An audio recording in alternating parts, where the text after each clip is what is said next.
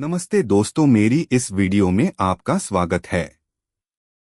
यह कहानी भक्त और भगवान की सच्ची भक्ति पर है।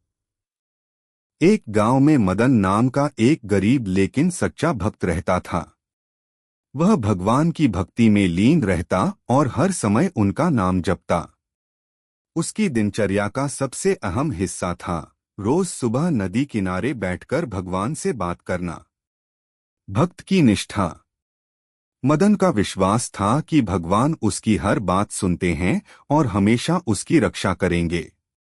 गांव के लोग उसका मजाक उड़ाते थे और कहते, भगवान सिर्फ अमीरों की सुनते हैं, तुम्हारी भक्ति का कोई फायदा नहीं। लेकिन मदन को इन बातों से कोई फर्क नहीं पड़ता था।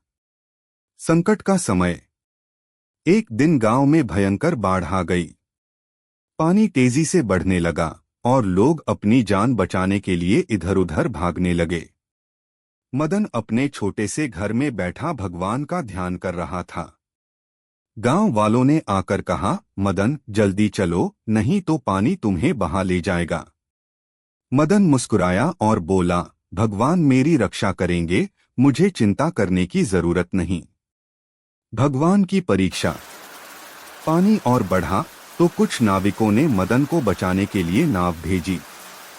लेकिन मदन ने फिर मना कर दिया, मुझे भगवान पर भरोसा है, वे खुद आकर मेरी रक्षा करेंगे। थोड़ी देर बाद जब पानी घर की छत तक पहुंच गया तो एक आदमी ने रस्सी फेंककर उसे ऊपर खींचने की कोशिश की। लेकिन मदन ने फिर मना कर दिया, भगवान आएंगे और मेरी रक्षा करेंगे। भगवान से भेंट। आखिरकार पानी बहुत बढ़ गया और मदन डूब गया। जब वह स्वर्ग पहुंचा तो उसने भगवान से शिकायत की, हे प्रभु, मैंने आप पर इतना विश्वास किया, फिर भी आपने मेरी रक्षा क्यों नहीं की? भगवान मुस्कुराए और बोले, प्यारे भक्त, मैंने तुम्हें बचाने के लिए गांव वालों को भेजा, नाव भेजी और रस्सी भी भेजी, लेकिन तुमने हर बार इनकार कर दिया। तुमने सोचा कि मैं खुद आऊंगा, लेकिन मैं तुम्हारी मदद उन्हीं के जरिए कर रहा था। सीख। भगवान हमारी मदद अलग अलग रूपों में करते हैं, हमें उन्हें पहचानना चाहिए। केवल प्रार्थना ही नहीं, बल्कि सही समय पर सही निर्णय लेना भी जरूरी है।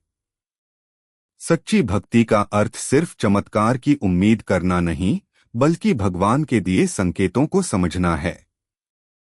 मदन को अपनी गलती समझ में आ गई।